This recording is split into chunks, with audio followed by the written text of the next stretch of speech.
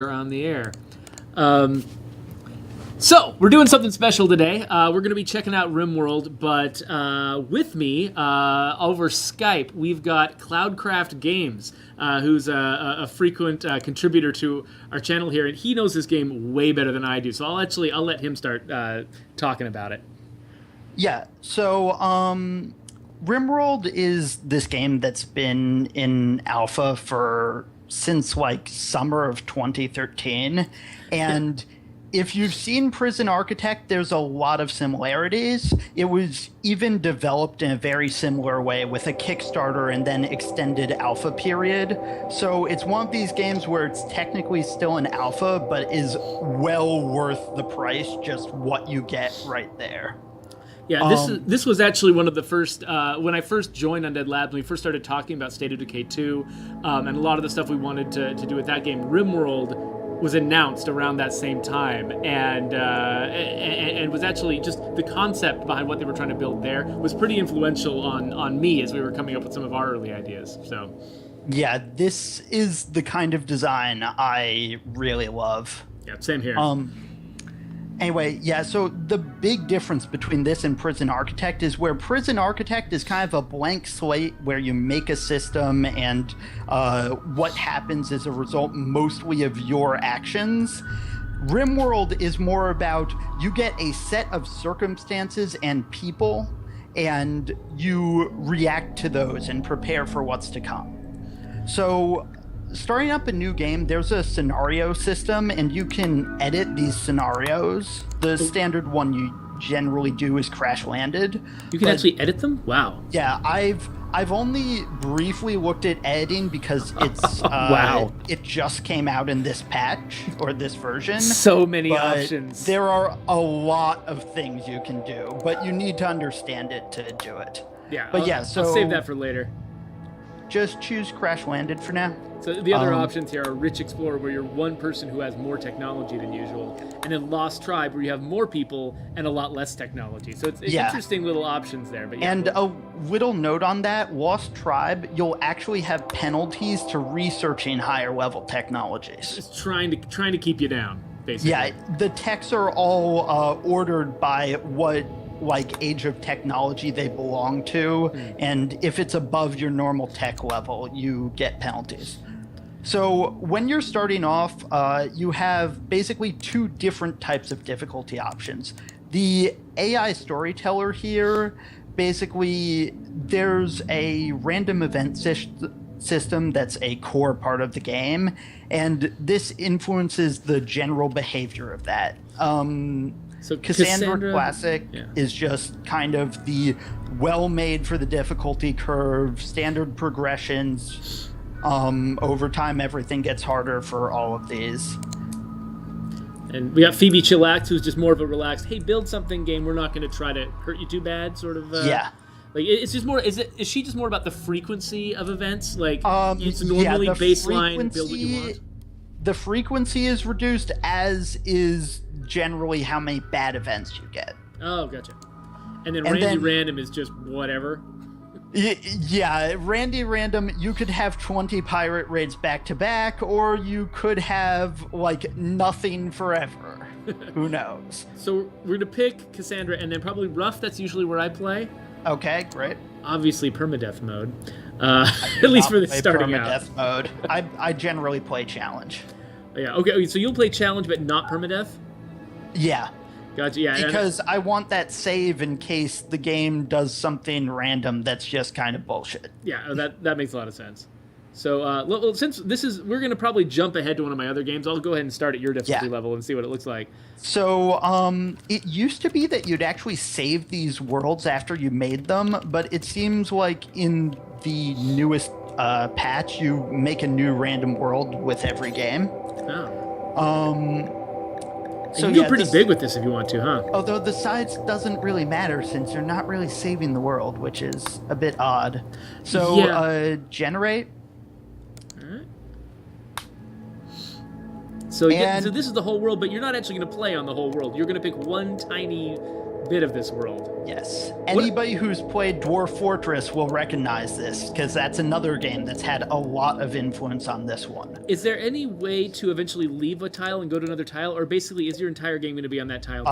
There is not. I'm hoping that before the game is final, that there will be. Like maybe a way to send settlers or something like that? Yeah. Or even to expand into the tiles around you, maybe. Oh, just make your map bigger locally. So, zoom out. What are the red dots? Are these settlements?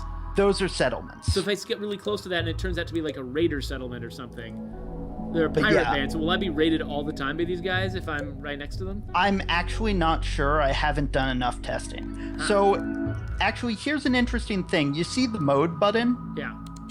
Go into that and start playing around, because this world isn't just, we're randomly making biomes and some of them have mountains and some of them are flat and some are beaches.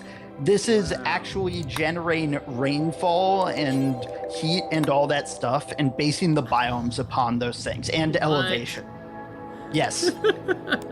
Yes, rainfall, heat, and elevation are what determine the biomes and like how mountainous and stuff it is. And so if you go back to the full view, I just want to run through quickly what all the biomes are for just informative purposes. So the light-green stuff is your temperate forest biome. Probably where you want to start at the beginning, like when you're new to the game.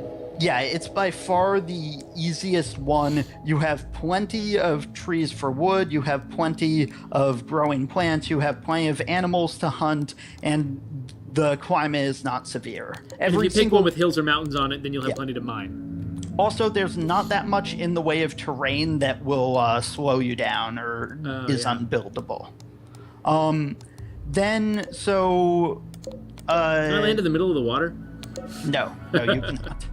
But next to the water, you'll have a lot of like wetness in your land, and that can. Yeah, those are all flat terrain. You generally don't want flat terrain because it means you won't have many places you can mine into for safe building or to get metal, and metal is really important in this game. All right. So aside from the temperate forest, we also have the desert and the extreme desert, which basically the big difference with the extreme desert is it's just generally worse than the desert and has very little in the way of places you can grow stuff. This is like high difficulty level. Yeah, with the desert you'll have significantly fewer animals, but you will have a year-round growing season, so while the places to grow are limited, you'll always be able to do it. What's the dark brown here? The dark brown is arid shrubland, which is kind of a midway point between desert and temperate forest. So when I'm thinking of edging towards desert, maybe I should start in arid shrubland and then earn my way there. Yeah. The jungle down there. Yeah, the jungle is fun because there's a ridiculous amount of plants growing as well as animals, and your main issues there are going to be there's tons of stuff in your way slowing you down when you try to move around, and you also have to deal with increased disease rates and hostile animals. And then if you go up, you get boreal forests, which tend to be pretty wet. And then you get tundra and ice sheets. And ice sheets are... Is that even possible to live on an ice sheet? I don't know, honestly. I'm not sure if it's possible. Maybe if you have a really good start with really good people, you can, but it's very difficult. I'd say it's definitely, though, the hardest of the biomes to live in, because you don't have a year-round growing season, you barely have any animals around, and in tundra you have more animals than in extreme desert, but still not tons. And the animals you do get are often aggressive. Well, why don't we go there for now, because we're going to switch to another game anyway. Sure. To see what it looks like. Sure. Is that okay? Yeah, go for it. But then there's this process of picking your characters. Yeah. And we won't go too in depth with this, but basically, picking your characters, you can't just set their stats. You have to randomize them until you get someone you want. You can rename them though, but as you're going through, there's a lot of depth to the characters and a lot of the systems in the game that you don't have to deal with all of it right away, but you've got these traits which modify all sorts of different things. You don't just have skills, you also have those little fires which indicate that they're better or worse at learning different skills. And this is actually one of the most important things here too, is the what they're incapable of. If you get all three incapable of dumb labor, your colony's going to fail. Yeah, and also just hover over one of the backstory bits for a minute, just to show that off. Gonzalo grew up in a shelter deep beneath a toxic world. He received a comprehensive education, but had no opportunity to do physical labor. Awesome. Yeah, and these determine a lot of your modifiers to your skills and gotcha. also what you're incapable of. Gotcha. And just hit the information tab real quick just to show how deep all of this goes. Like stats for your work speed or efficiency or skill at just about everything. Oh, wow. Which are determined by your skills, sometimes your traits, as well as your health. Like if you go to the health tab. Oh my gosh, there's more tabs. Yeah, then you can see the conditions that people have on the right, and then you can see how these conditions are affecting them on the left, and those effects will then transfer over to effects on all those stats we were looking at before. Oh, that's ridiculous. So we got somebody who's a paramedic. They're good with medicine and animals. We got somebody who is good at social, because they're a criminal kingpin. But social and shooting tends to be what they're good at. And then Gonzalo here, melee. He's artistic. It's medicine and cooking. This is actually, I think we're probably missing a couple of things, but this is a fairly good spread. These guys all have different specialties. So, given that I'm not an optimizing player, that I tend to like the weirder characters and just seeing if I can survive with them, I'd probably just go with this group. I think part of the whole reason the randomize is there is so that it discourages optimizing. Yeah, exactly. Right. If you finally find someone who does exactly what you want, you realize they also have something negative you don't want, but you're like, might as well take it. I'm not going to get better than this. Like, they're a skill 20 grower, but they have dementia. Yeah, exactly. All right, so I'll hit start. That was a fun game. Yeah, hit start. Oh, you actually had that? That's great. Yes. Yeah, so every so often, they would just start wandering around. Take all their for clothes a good off and day. start wandering around? Nah, they'd just wander around like, where am I? What's going on? So now we crash. So, one thing to note, it's summer now. The game always starts you in the most hospitable season for the environment you chose. Oh, that's nice. So if I were going to really get serious about starting this game, which I'm probably not going to, I would probably immediately try to, shore up one of these buildings, put some beds in it just to get them a place to sleep, and then start worrying about getting a food source. Power and heating, though. Power and heating. Oh, yeah, because this is an ice term. What? Oh, man, it's freezing outside. Yes. And it usually starts you at a more moderate temperature than you'll actually experience within the first day. So I'm trying to figure out, okay, so there's no... Oh, there's Muffalo. There's no There's trees. your food. There's 0 trees. Yes. So I can't build a campfire, I can't build torches. I have to have power to heat anything. Yeah. So I guess that's solar. It might be possible to survive in this, but if you got a flat ice sheet, I'm almost certain there's no way. Unless you start with unless you modify the scenario, so you start with several people and a whole bunch of crap to build. So I do start with a little bit of steel and components. So I could come over here, shore this thing up. Though actually, yeah, I mean, I guess I need to make an enclosed space for power and production, though. Yeah. Okay. So what I would probably do is, now, you know what? Actually, we probably need wind, right? Because solar. I don't know. I'm not actually sure. That's another thing I haven't had the chance to test yet. I mean, an ice sheet would be great for wind, just because there's no obstructions. Yeah. Similarly, with the desert ones, you have less power issues because you have far fewer obstructions. That makes sense. And they also are good because you have less rainfall, specifically when it comes to solar. Actually, I guess early on, I'll probably only need the one thing, and then I'll Well, build. the thing about wind is that's really inconsistent, and it's good to have, but it's inconsistent. Yeah, it's not like solar where it's inconsistent, but Well, solar is every day unless you get an event. oh, yeah, Which that's what I mean. causes it Yeah, to. it's like consistently on and off, whereas wind is just you don't know whether it's going to be blowing. Yeah. So I could go solar. Does the fact that I'm in the Arctic mean the solar is any less powerful? I don't know, actually. There's a lot of stuff to this game, so there's some stuff I don't know. It takes forever, yeah, to really learn something that's this deep. Yeah, that's another issue you have when you do rainforest is clearing space to make power.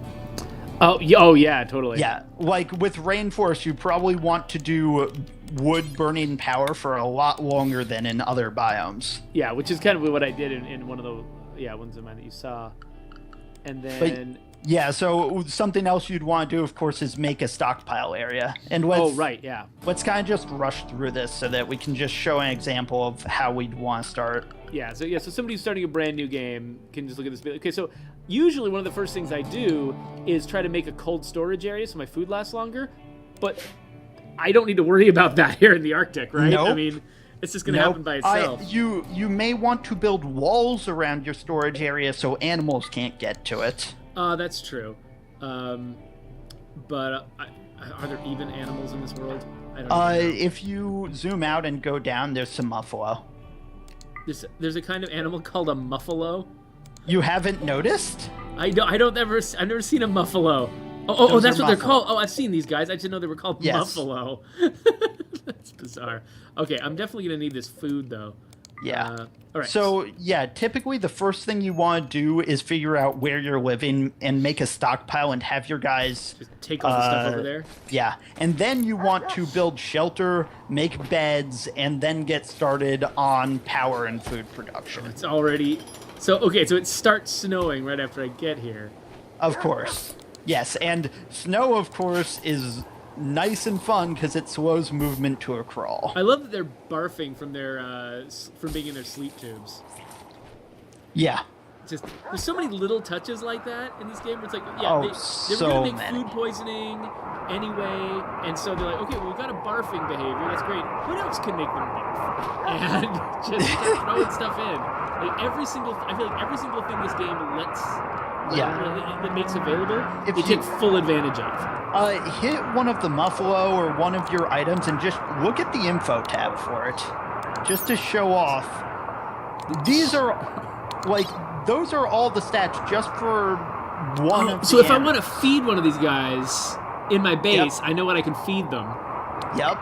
And then minimum comfortable temperature, maximum comfortable temperature. Yeah. Meat amount that I get from murdering them. Yep. I think now is actually a good time to go over to the other game. All right, we'll do that. So here's this one. I'm going to save it, though. I'm going to come back to this one later. So let's see. And we will load this one. So this is one that I worked on for a while without Cloudcraft's help. So it's not going to be as good. It's mostly about me collecting turkeys and not really about anything else. I'm pretty sure you can call out some pretty serious optimization mistakes and things like that I've made. But the thing is, whether you optimize or not, game is still really interesting and fun. So yeah. Now, part of my getting annoyed isn't about sheer optimization. It's because a lot of the optimizations I do are kind of in keeping with the people live here theme, and that's. That is not just a coincidence what I like to do. That is, the game actively encourages this. Also, Geoffrey, they say your mic's a little soft compared to me. Oh, yeah. There's not a lot I can do about that. My mic setup right now is kind of borked because of stuff going around at the studio. So I'll talk as loudly as I can. I hope that works. Sorry that it doesn't sound as good as it could. So, I immediately see something. Sorry to cut you off. Those eggs sitting there, you need to make a stockpile for them that animals can't get to. Because otherwise they will get eaten. Okay. So, and are these eggs I'm intending to eat, or will these turn into more turkeys? Those are fertilized. See the fert? referencing on the description. Holy crap! Okay, so I don't think I have any predatory animals. I just have other turkeys. Does that make a check what difference? turkeys eat. I don't actually know what turkeys eat. I don't think turkeys eat turkey eggs. I'm pretty sure. Well, double check. Yeah. Just to make sure. It's a video Just game. to make sure they're not cannibals. Vegetables, seeds, live plants, meals, liquor. Okay. Liquor? And kibble. All animals eat liquor, apparently. Wait, what is... Oh, I forgot I was in the middle of a raid. Oh, yeah, you should deal with that. Yeah. So, while Geoffrey's trying not to die... Which, I might die. We'll find out. Well, while Geoffrey's trying not to die, as I was saying before, the game does a really good job of encouraging you to treat this as an actual community of people and work with it like people live there. And once Geoffrey dies or not, I'll have him show off like just one of the little touches that encourage that, because they're all over the place. Yeah, because I was not preparing for these guys. I forgot that when I quit last night, it was when these guys were about to raid.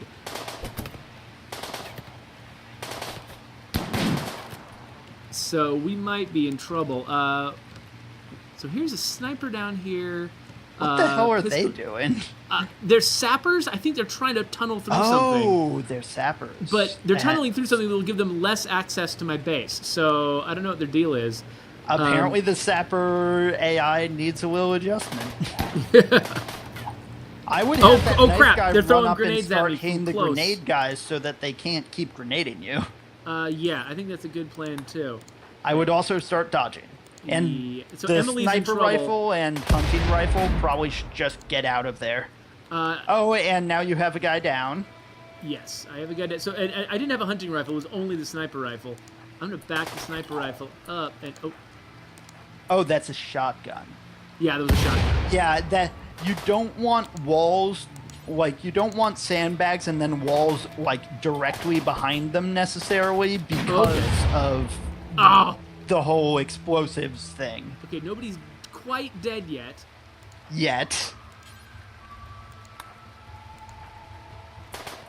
Yes, this is why gun turrets are amazing. Oh, because crap. Not only and now Dead. somebody's dead. Well, that was just terrible. Yeah. Not only do the gun turrets fire, they also attract fire to them, so that your guys can shoot at them without getting shot back for a while. So I have just I just unlocked gun turrets. Yeah. So something to note here is the cool thing with raiders is that they have various like things they want and morale, and based upon how well their attacks going, and like what stuff of your base they currently have access to, and whether or not you're actively fighting them, they may start setting fire to your crap. They may flee. They kidnap. I've had them kidnap people and run off. They may kidnap people, and their friends will cover them while they're kidnapping people, or they may steal items if there's enough value. So it looks like they're probably going to try to kidnap my guys and run off. But they're probably going to kill Samantha first. This is a loss. I think. Yes, this is more or less a loss. Like, your colony may not die from this, but it will die later as a result because you've lost a bunch of stuff and people. So, what if... Let me load just one autosave earlier. It might be before those guys arrived. I might be able to move a gun turret into a good place, or maybe build a new one and be prepared. Rather than sort of replaying that. Do you have a comms console set up? I do not. I don't even know what that is. It's one of the two items that you can use for off-world trading once you research microelectronics. Oh, okay. Yeah, no, I've never built that. I don't know what it is. So if you have a comms console, you can talk to off-world traders and local factions, and the off-world traders, it's just to trade with them, and you need a trade beacon that has its range over the stuff you want to sell to them. But for the local factions, what you can do is you can there's not that much. I'd like to see it expanded, but you can give them gifts of silver, which is basically the primary currency in the game. Yeah. And that will increase their how much they like you. There's a few other ways to do it, like rescuing people and healing them and then releasing them. Yeah. But you can also, if they like you enough, take a hit to that opinion of you in order to get immediate military aid. Oh, nice. So yeah, that is not something I've set up yet. So so those guys, because this is using the same random seed, right? So those guys might actually just show up again. Actually, I believe that it gets re-rolled. I don't think it's just one random seed. Okay. So either way, though, I'm building up my defenses here a little better. Uninstalling the gun that I put up there, though, I'll build a new one up there because guns are good. I like guns. Yeah. So while you're doing that, if you could just pause and show off one of those beautiful chunks you have sitting in the middle of your base. Yeah, well, they're right here because the stonecutters table's over here, and I'm making all these bricks. So now, this is one of my favorite examples of how the game encourages you to treat this like a place where people live. Now, normally, in most cases, you wouldn't want to have a whole bunch of huge chunks of rock sitting right in the middle of the yard where you're living. Because you want to be able to have fast movement around, yeah. Yeah, and you also wouldn't want them right around the thing either. And the game gives you good reasons to clear these things out. Mm-hmm. Because they not only slow movement, they also act as low cover, which often works against you when people attack you. Gotcha. And you want to decide where your low cover is so you can have that low cover and nobody else gets any. Yeah. They also, can you go and look at the needs tab for somebody real quick? Yeah, sure. They also, so in the needs tab, you basically have two parts of this. On the left, you've got food, rest, and joy are all things which slowly decrease over time and will do a penalty or a bonus to your overall mood if they hit certain bars. Beauty, comfort, and space are a bit different because you've got those little white arrows which indicate how beautiful and spacious the area they're in is currently and how comfortable they currently are. So feed here is in the middle of the courtyard, so she's got lots of space. Yeah. Beauty is only middling. Lots of pretty wood walls and stuff, and but there's chunks everywhere. No comfort that she's not sitting or anything. Yeah. And those bars will slowly move towards the white arrows over time. Gotcha. And they have their own bonuses and penalties. And when it comes to mood, you've got this whole list of all those bonuses and penalties and a whole bunch more bonuses and penalties. And those determine where the white arrow for the mood bar is, and mood slowly moves towards that. Yeah, so it looks like Phoebe is having a rough time because she's sick, joy deprived. She's just kind of unhappy. But she is not eating a corpse like one of my colonists had to. So at least there's that. Surprisingly, I think Constellar Star will be surprised to learn that I have not yet eaten a corpse in this game. Hover over mood before you X out. So the great thing with mood is there's certain thresholds, and they're soft thresholds where basically as long as you're below them, your colonist might basically just break, and there's a huge number of potential behaviors they can do there. They can wander around in a daze or go hide in their room, or with the worst ones, they may even start attacking people or leave the colony. Yeah, I've had people. My most common problem is people just taking all their clothes off and wandering around outside, getting sick and hungry. Chronatosis. The eating a corpse thing is for any raw corpse. It can be an animal. But yes, you can have cannibalism in this. In fact, if you have a bunch of psychopaths, and this comes back to the whole reacting to the circumstances thing, it is perfectly sound in terms of strategy to set up your whole thing around being cannibals. You can literally, if you want, not just eat people, but use their skins to make clothes. Because it's treated just like any other animal skin. as well as, if you capture them, harvest their organs and sell them. I assume you have to keep those frozen, right? Yes, that is generally a good idea. So that's one of the things that really surprised me. Like, one of the first things you told me to do when I first started playing the game was to build my meat locker, right? Which is sort of like an area. But the thing that I loved was you don't build like a special area and label it freezer, and you don't build like freezer containers or something. You build an area and then you use the game's natural air conditioning cooling system to make that to close that room off and make that room cold. Like, you're using the physics of the world to create a freezer, not just building the thing called freezer. Which exactly. Amazing. That's very indicative of the kind of game this is. Yeah, that's all sorts of things. The stockpiles are extremely versatile in what you can do with them. Also, on another note, could you look at any of the plants and just look at their information tab?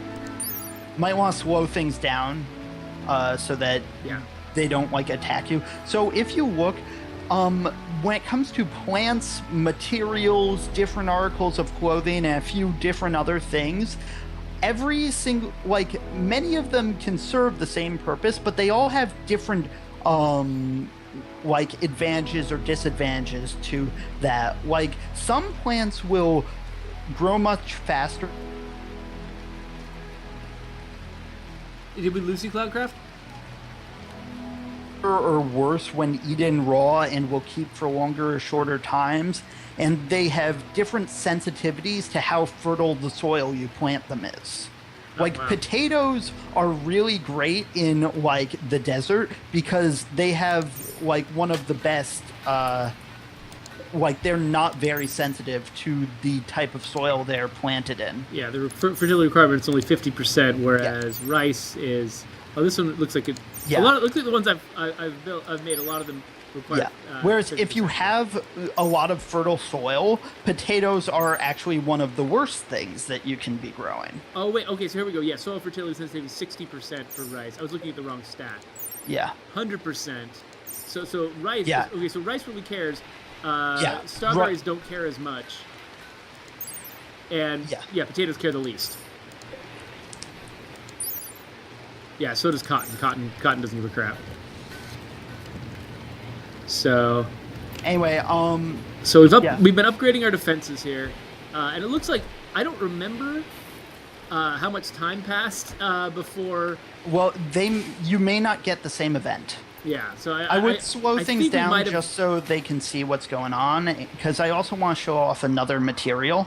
What did you want me to do? Say again? I want to show off either one of the stones or a type of leather, just to show all the different variations you have there too. Okay, you have stone blocks in your. Oh, right, yeah. Yeah, so check out the information tab for that. Slate blocks. So even blocks of stone have this many stats. Yeah, so if you'll remember, there was a beauty requirement, and a lot of the things you build have positive or negative beauty, and then the materials you build them out of have multipliers to their beauty, to the comfort of furniture made out of them, to their resistance to damage, and the amount of work it takes to make them. For instance, stones generally take more work to make and are sturdier. Granite is the best thing to build walls out of, but doors made out of them will open and close much more slowly. And with marble, which is a much softer stone, you have a huge beauty multiplier, so they're great to make beautiful things out of. And something I actually only discovered today, so there's also a quality of most of the furniture and stuff that gets made. And that quality is mostly dependent upon a random roll and the skill of the person making it. Yeah. And that will affect its beauty as well as, I believe, its hit points and sometimes other things. Wow. If you get a masterwork one, I've got an awful table. I need to replace that table.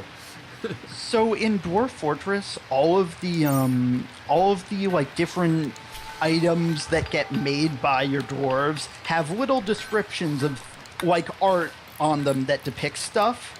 If you get a masterwork item, it will give rather than giving you the normal item description, it will give you a dwarf fortress style. This is the description of so-and-so doing so-and-so on this date with so-and-so.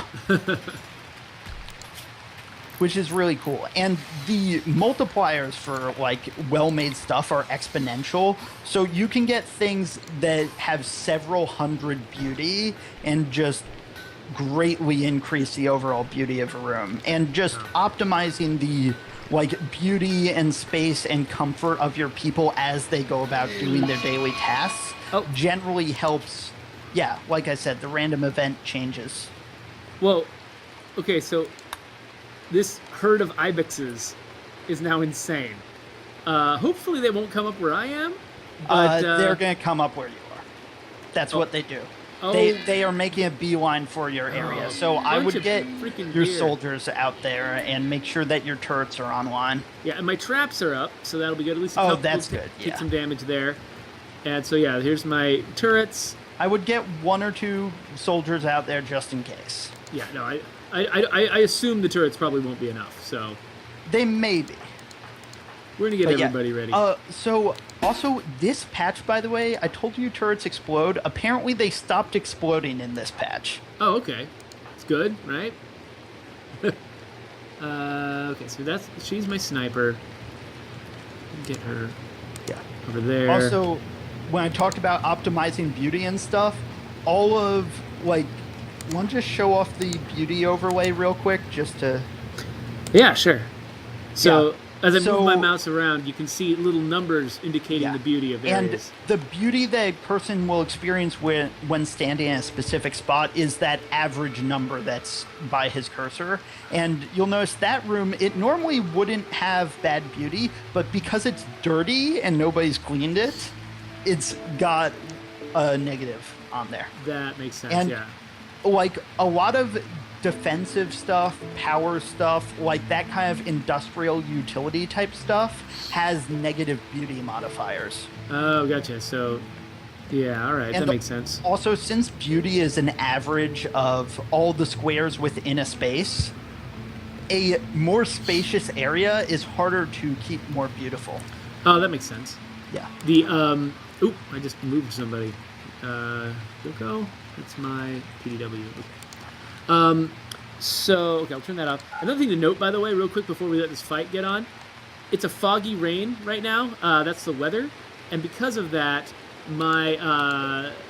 all of my solar panels, you see this bar here, usually it's full all the way to the top, they're all down. So I'm actually eating battery life right now, and the batteries are almost done. So if this foggy rain continues, because I don't have my wind turbines up and running yet to supplement them, my base is probably going to go into brownout mode, which is going to be sad.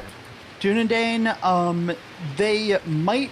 I don't think they normally attack turrets, but if the turrets attack them, they will attack back. And the turrets will attack them because they're hostile towards the colony. Now, is the plural of ibex ibises? Or... Wait, something's already attacking? Oh, there's the ibex. One was around the other side, apparently. So, yeah, yeah. Okay, they set off 2 of the traps. Yeah. Okay, so... See, they're going for your people instead of your turrets, but if the people run away and are out of the way, then they'll go after the turrets that are shooting them. Well, let's definitely run away. In fact, sometimes I just... your sniper is kind of getting also, hit, yeah. Generally, if you can avoid it, you don't want to get in melee with animals, because while they may not bring you down as fast, they're a lot more likely to cause permanent injuries. Just because they do lots of attacks on you, or they have natural weapons.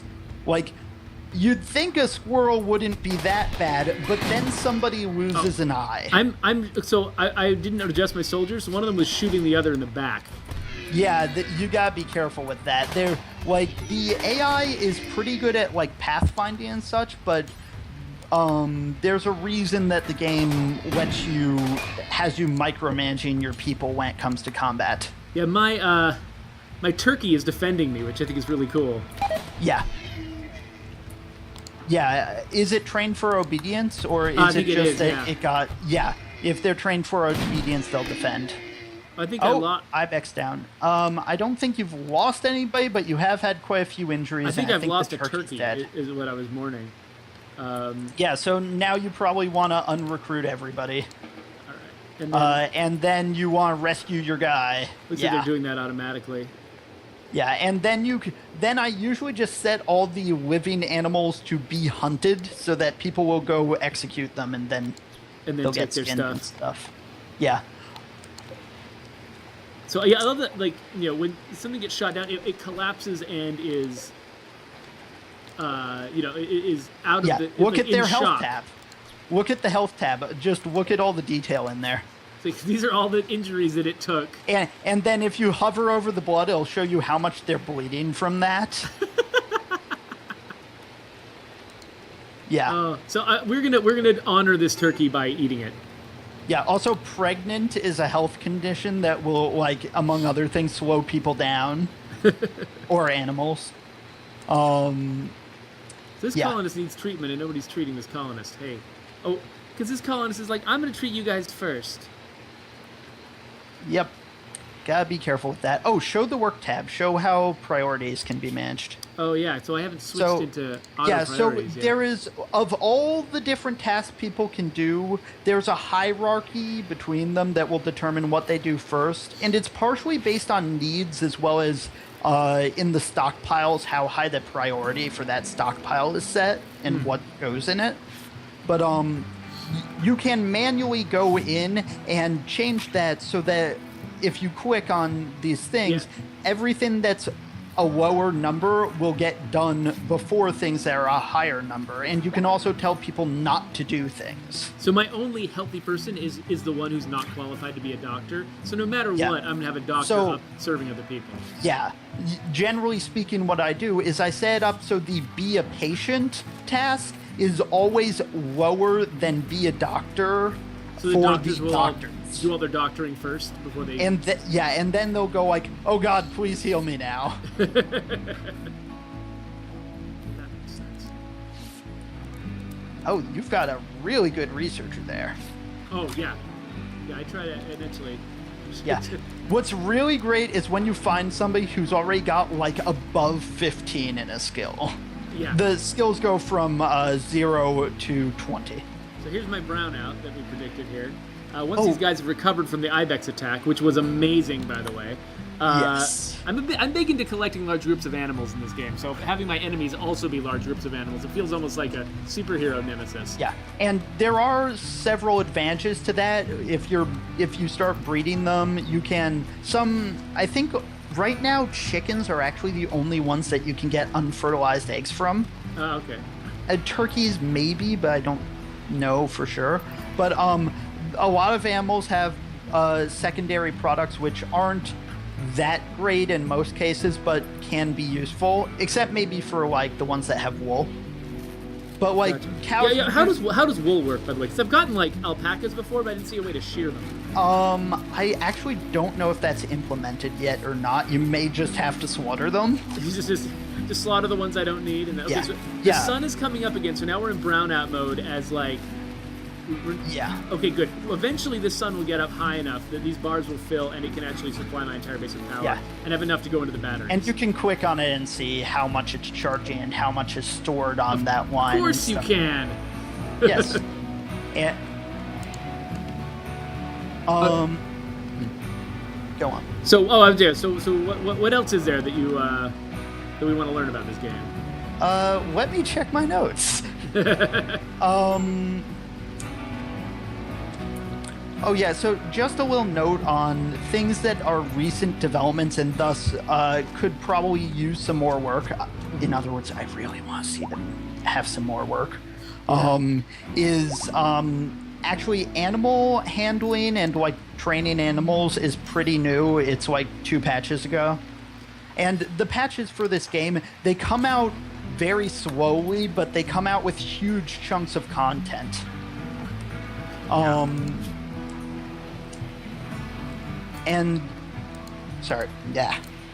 Other things are interpersonal relationships between people, which will affect their interactions, which can give mood modifiers. I've seen fights and marriages between characters. Yes.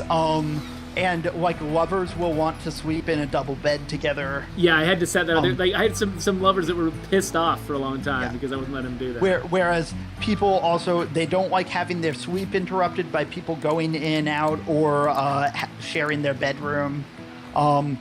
You also have like the joy need. There's specific activities people do for joy, and they build up a tolerance to that activity, so it's less effective. So they want to do different things. They want some nice variety.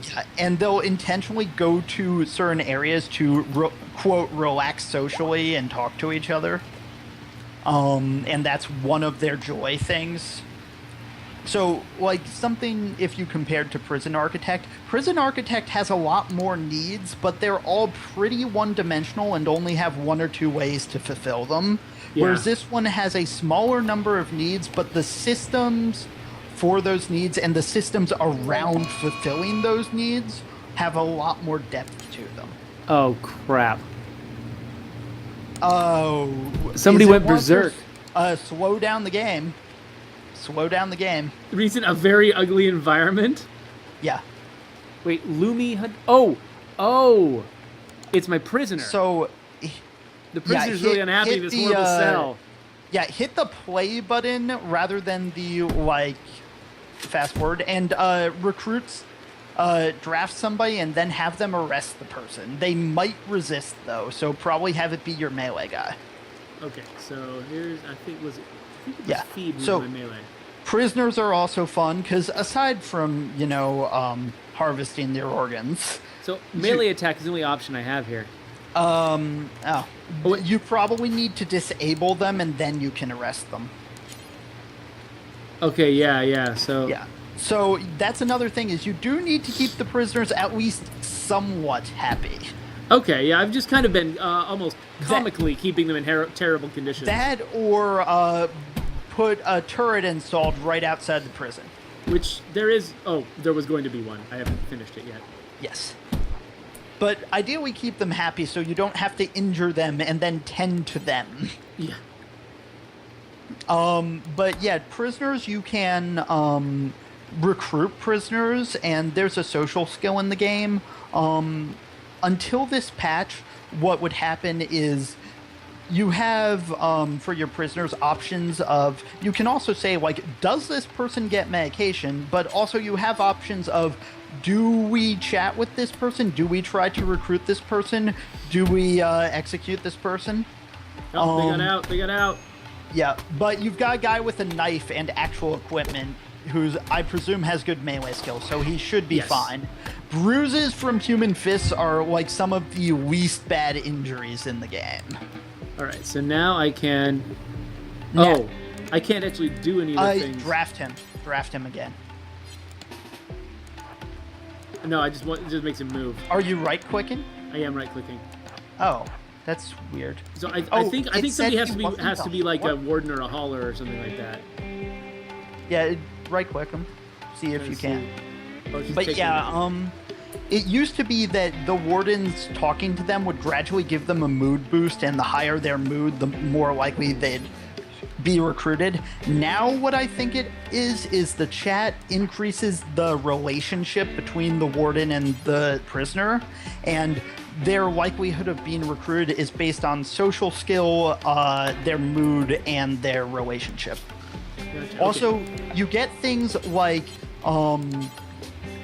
another recent feature is that people from outside the colony, whether they're visitors or attackers or whatever, can be recurring people and can have relationships with people in the colony. Uh-huh. And if something happens to someone you like or someone you hate, that can affect your mood. Oh, interesting. Also, sometimes people can form bonds with animals, and as long as they're that animal's master, if it has the obedience training, they will get a mood boost. But if they're not, they'll get a penalty to their mood, and if the animal dies, they'll be sad for a while. Or if they die and then the animal will I actually don't know what the penalty is for animals because I their wish needs that- are pretty simple. I wish that turkeys got names. They're saying Turkey 1, Turkey 2, Turkey 3. Yep. Seems like they should be named, Oh, Jones also, and Fred. And the traveling traders are actually a fairly new development too. Before really? that, I know you haven't done much with off-world traders since you haven't set up a trade beacon and comps console. that used to be the only trade? Yeah, they used to be the only one, and they were more frequent. Oh, gotcha. Yeah, like generally speaking, the reason that the updates are so far apart is because, at least from a design standpoint, when they release it, it's already been refined. Like the frequencies of things and stuff have already been adjusted for the new development. Though sometimes you will have bugs, but then they'll patch them. Oh yeah, so that reminds me, since we're getting somewhat near the end, just for anybody who wants to buy this game, you can get it on Steam. However, Which is how I got it. Support the developer more.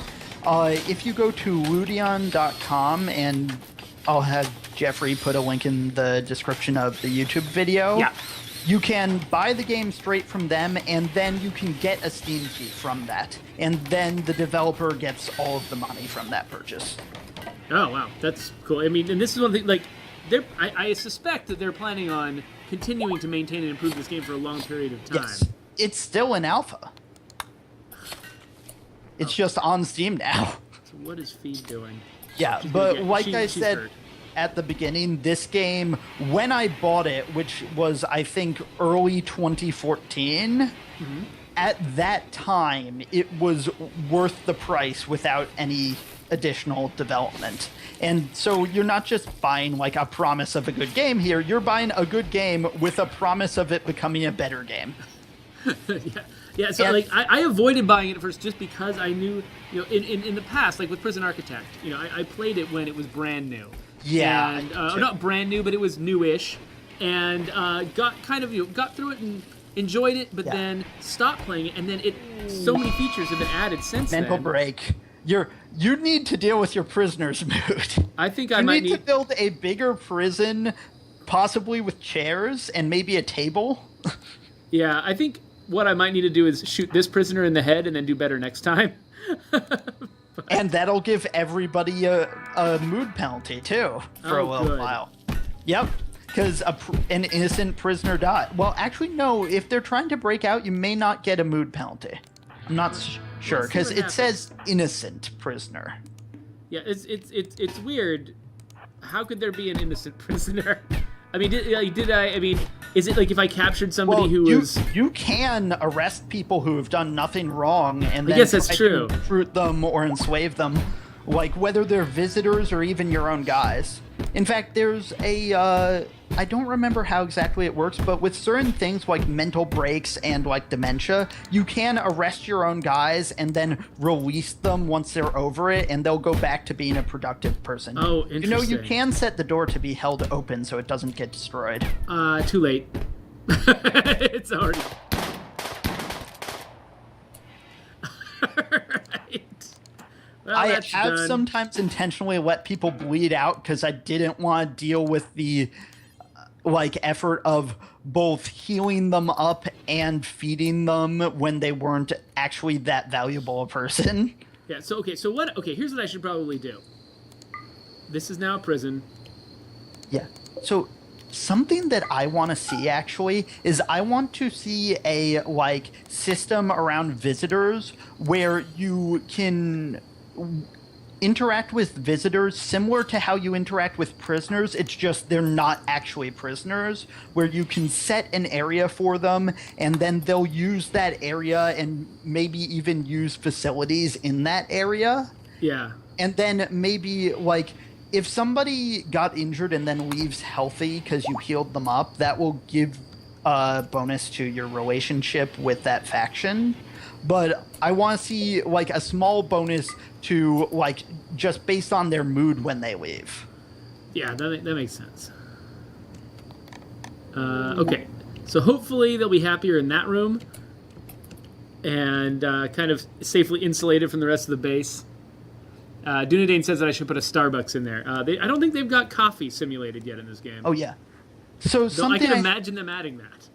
Something I haven't mentioned that we can't really show off that much, but is good to mention, although you could sort of show it off, is as you get more people, as the colony grows, and just as you develop more, both the people and the tasks they do. Oh, you have traders. Traders. We can show off the trading system. Okay, yeah. So Yoko is my high social, so that's who I want to have talk to them, right? Yeah, so I would slow it down so they don't leave before you can do stuff. Yeah. And so then Yoko's gonna get up. So yeah, whereas with off-world traders, you need anything you want to sell to them covered by a trade beacon. With traveling ones, anything in your stockpiles. Yeah. Presuming that they're interested in it, right? Yes, presuming they're interested. Both the off-world and the traveling traders are only interested in certain items.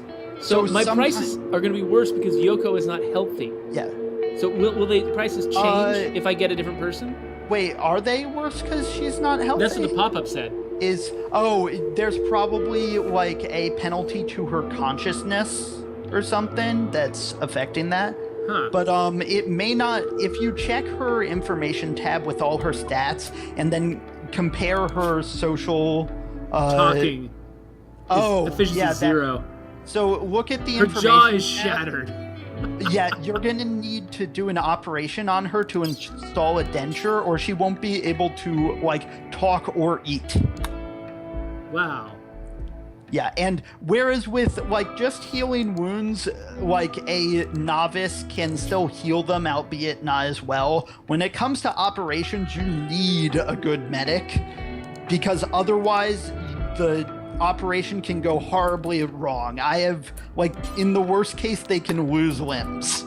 Wow. But just show off the trading tab. Just I'm saying it different. So Emily does not have a high social skill at all, but she's passionate. So hopefully that'll be worthwhile. Well, it won't. No, her prices are worse. Her prices are worse. Yeah. You can see in the information tab how good they will be in social stuff and base it on that. In their stats, that is. So is she going to gain social skill from doing this trade, though? I believe so.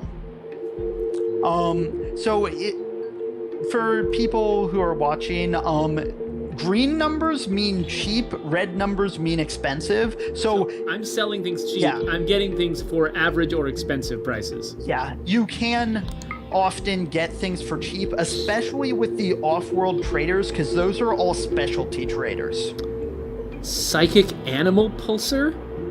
I've not actually seen that. One-use artifact that drives all animals in the region into a man-hunting rage.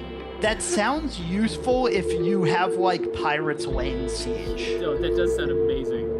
Oh, yes. So that's another fun thing is you probably haven't gotten mortars, but one great thing about building into mountains is that they've got automatic roofs over them, and unlike other roofs, those ones cannot be destroyed. They can collapse if you don't have supports, but they can't be destroyed. And what that means is when a group of pirates shows up and starts besieging you with a mortar, if most of your colony is inside a mountain, they can't get to you. On the downside, you've got to, like, mine out all of the areas you're using and then clean up all the rubble and smooth all the floors if you don't want people to be miserable. Yeah, I was really behind the curve at one of my colonies because I built into a mountain and it just took so much time to do everything. Look on the bottom, you can sell that prisoner. Yeah, I'm questioning whether I should, right? Because honestly, they're missing an arm, they're problematic. I need to upgrade their prison anyway. I would sell them. People will take a mood penalty, but I would sell them. Hey, think of it this way. They would have enslaved your people. But it's like, but at the same time, I mean, I don't know. It's like the idea of bringing that person back from the brink sounds so cool. Yeah, and I've recruited some very nice people from raiding parties who have then gone sad when their buddies came back and they had to kill them. But really, like they had relationships with their old buddies and would be sad because of that? Yes, some of them. There was one who was glad that their rival died. Really? Yeah. Oh, this is incredible. And I'm gonna sell some of my crappy stuff here. Yeah. and there's some stuff you can only get from like off-world traders. And like just about everything in the game that you can own, including animals and people and stuff, can be sold to you or sold to some traders.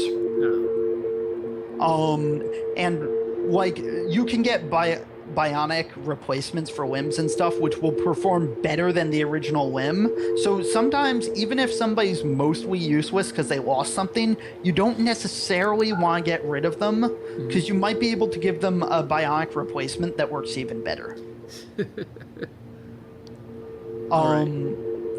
Yeah, there's all sorts of stuff. Like the best medicine you can only buy, and the medicine, well, actually, even regular medicine, I don't think you can manufacture yourself. Yeah, but you can only manufacture the herbal stuff, right? Yeah, there was a game where I was pretty far in, and I was doing really well. It was also like an easy setup and stuff, lots of fertile ground, and I was making enough money off of selling like sculptures and clothes that I'd made and just stuff I'd gotten off raiders that I could afford to buy medicine consistently. So what would happen is that my colonists and anyone we rescued would get my colonists would get like the best medicine we had, whereas people we rescued, animals and prisoners, would all get herbal medicine instead of just none at all. Right, yeah. So you can still help them, but you're not using your best stuff and potentially wasting it. Also, I assume you've seen some infections, yeah? Oh, yeah. Especially with that time that I got attacked by a swarm of alpha beavers. Because everyone I had to hide my survivors. I had to scrap that colony, but for a while, I was hiding my survivors inside buildings, and they couldn't get out to their friends. So all their friends' wounds got infected, and it was just a disaster. We're getting near the end. Can we do the thing where we open up one of the sealed buildings? I think we can absolutely do that. Save the game first. Save the game first. All right, let's save the game. And if there's a smaller one, like around the size of like some of the rooms in your settlement, go for that one first, but definitely find, like, there's always a big one. Find the big one. Actually, I'm not sure if there's one over there. Yeah, over here. Yeah, so just set one of those blocks to be demolished. Why don't I not that draft everybody and send them over. Somebody's got to demolish it. Oh yeah, I'll just get them close, and then I'll tell someone to demolish it. Yeah. That may or may not have horrible things in it. Who knows? Zoom out, though. See if you can find an even bigger one. But, yeah. Well, there's a partly demolished one. Like one you can't see inside, but is made of constructed walls. If not, I'd love to find one on another map if we have time, because there's fun stuff. Yeah, there was there was one in my. We'll look. Yeah, there's another map. To put it in context, normally before opening these things, I set up multiple turrets around wherever I'm opening, just in case. Wow. Yeah. Oh, and another thing about building into mountains is sometimes you'll find like open areas that don't have mountain over them as you dig into them. And what I like to do with those areas, and this is another place where sometimes not having a roof is good, like how you can use it for gain more space or making an area outside so you can grow plants or eject the heat from your coolers into it. You can make mortar pits. And if that mortar pit is in the middle of a mountain, they have to get a direct hit to actually hit it. Wow. With their mortars, of course. So, by the way, this Bill to fix her jaw. She's got to be in bed. So when next time she goes to bed, a doctor might get called over to do it. Yeah, normally if I need an operation done, I'll tell the person, go rest in bed, and then a doctor will usually get right on it. All right. So. Yeah, deconstruct it. Watch as there's nothing in here after all this buildup.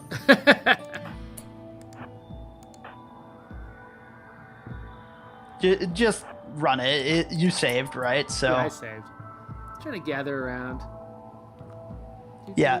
Again, though, just don't get in melee with your colonists with animals. Okay. Almost every animal has something they can do to fuck the colonist over long term. Of course. Nothing in there? Of course. See, Too bad. if you're actually lucky with these, I won't say how, but it's possible to get people out of them. But I'm not going to give you details on that. Let me see if... Yeah, I think there was the one we looked at in the morning stream initially had a couple of them. Although that might have been permadeath. Let's see if I care. Okay.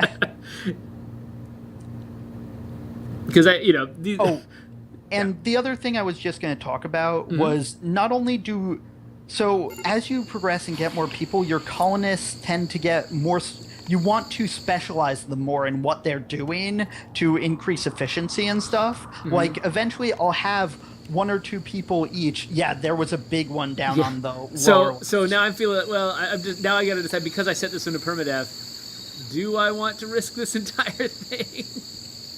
This is why I don't set them to permadeath, so I can experiment. I just started this one like last night, and maybe I don't care that much about it. I don't know. I mean, the thing is, you can only keep your head wrapped around so many of these colonies at once, right? True. Yeah, and honestly, for a jungle, you may want to be taking more advantage of the fact that it's jungle. So yeah, so Gerbil is my guy who just keeps causing problems anyway. So animal starvation. Oh, are they not putting kibble where the kibble goes? Hey, somebody needs to make the kibble. What's the priority on that stockpile? Oh, I didn't know that they could have priorities. Storage. Yeah, you can not only set what resources are in them, you can also set the priorities, whether degraded stuff can be in them, whether lower high quality stuff can be in them. But if they just never make the thing that's supposed to be there... True. Yeah, that's why I generally have a range, like, I'll allow certain types of raw vegetable to be... Usually I'll just make the animal stockpile small and make it higher priority than the normal food stockpile and allow them to put like raw vegetables in there so that gotcha. There's always stuff in there, and the colonists can always take from that if they're desperate. Yeah, so she's supposed to be doing this. Maybe I make that higher priority or something? But anyway, we're running out of time. So I sent somebody down. Just... What you can do also is you can just set a task to deconstruct and then select the person you want to do it and right-click the task and tell them do this thing. Oh, that's true, yeah. So, deconstruct. Watch this one also have nothing in it. Slow it down. Look at the ancient danger thing that you got worried of. Oh, there's no... Is this a prize? There's a hive in there. This is not exactly what I expected. So here's what you should do before that hive starts spawning things is go and have him open one of those cryosleep caskets. All right. Let's open the ancient and keep it slowed down so you can see what happens here.